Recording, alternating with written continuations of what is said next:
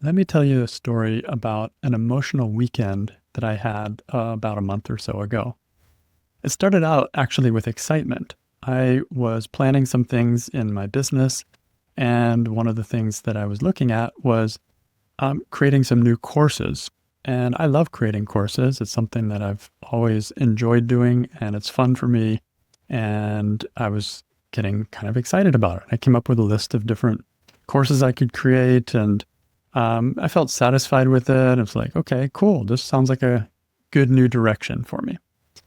And I went on about my weekend, moved into, non-work and was just uh, going about life. And I noticed, started slowly, but I noticed it started coming up from inside like this emotion, like really it started building up to be like a really strong emotion. And I was feeling like I didn't want to like get up. I didn't want to do anything. I was just went through my chores and just went through the motions, cut the grass, cleaned the house, did all that. But I felt like, oh my God, it's like 100-pound weight on my back. And I was just like, what the heck's going on? And I noticed that my mind was kind of going back to this little idea of creating these courses that I had come up with on Friday. And and of course everything was bleak, because my emotions were so sour and I didn't know what was going on. Maybe I'm just looking at that great idea with just a kind of dark glasses on, and I'm seeing it through those dark glasses. And I really just didn't know what was true, what was up, what was down, anything like that. And it went on, like I started getting annoyed with my partner, I started finding like little flaws with everything. And it was basically a huge drama, right? And here's what we as highly sensitive people sometimes will do with that, because we do feel emotions deeply and we do get into drama, and we can sometimes think there's something wrong with us. That's the feeling like, oh man, why am I so sensitive? What's going on? Obviously, this is something really tiny that my mind is obsessing on and making a big deal out of. We can end up being really hard on ourselves. So anyway, what happened as that evolved, I went to bed on like Sunday night and I was just lying there not falling asleep, and I was thinking more about this course idea and the projects and of creating these courses. And I started noticing like something wasn't right about that idea. I'm like, what is it? There's something not right here. And this is where my emotions were pointing me and I wasn't even aware of it. But as I kept looking, I kept seeing more and more. I was like, what's going on? Oh, you actually don't want to create a new course right now. Like what? Like that was sounded crazy to me because I think I like creating courses. But the reality was I didn't want to. And I think it was due to the fact that it would be a lot of work, that there's other more pressing things like that I would rather work on first. And I started noticing I actually really want to do more private sessions with people because I really enjoy that too. And there's just an immediate connection, fulfillment. There's no homework. There's no long timetable for getting it done. And this was like a revelation for me because I've always downplayed private sessions in my business and always upplayed creating courses and community and all that, which I also love. But I think what happened was I was getting out of balance and it was like too much. And then when I thought about going even further and create another course, it was just like, no. Like my whole body just said no. And this is where I kind of thank myself for being a highly sensitive person, because it was some little tiny thing.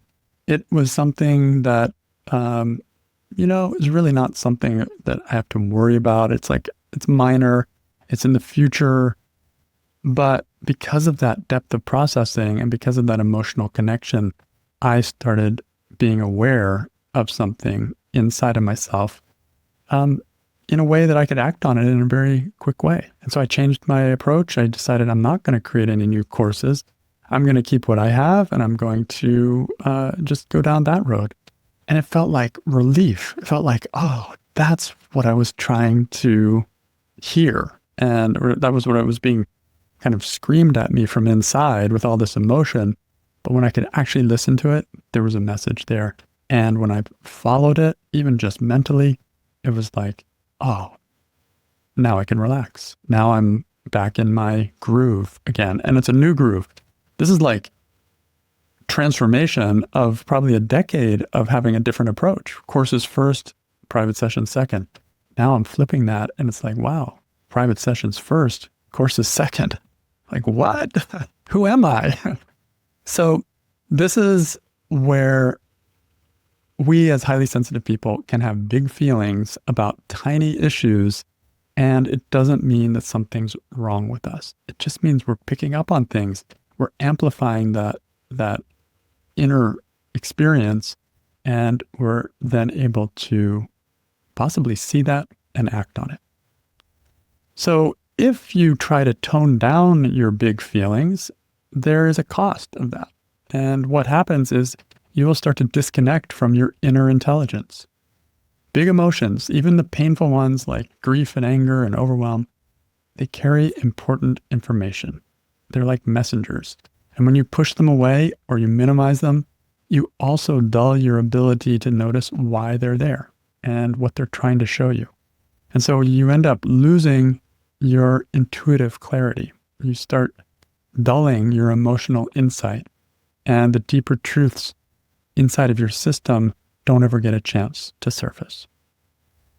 Also, if you try to tone down your emotions as a highly sensitive person, you start to reinforce a kind of internalized shame that many of us have, which is that we shouldn't feel what we feel.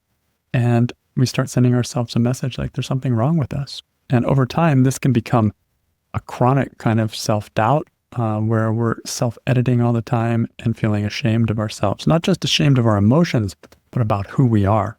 And that can erode your self-trust and your self-acceptance.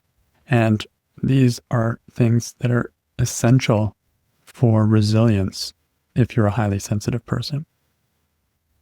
So another thing that happens if you try to tone things down is you start to dim your emotional range. And so problem is you can't selectively numb your emotions. When you suppress your intensity to avoid discomfort, you also become less able to access joy and creativity and connection and passion and all of those things. So life becomes more manageable, but it's also more muted. It's like you're on some kind of a drug that's just keeping you in this little zone. But maybe that's not the full value of life. And if you can be okay with the swing of emotions, then there's a lot of richness there as well that's easy to overlook. The other thing, if you try to tone down your emotions as a highly sensitive person, you can end up stalling your emotional growth.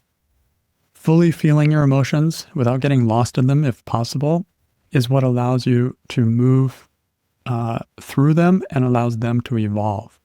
And so avoidance will do just the opposite. It will keep you stuck. It will keep you, buried under physical tension, burnout, emotional shutdown.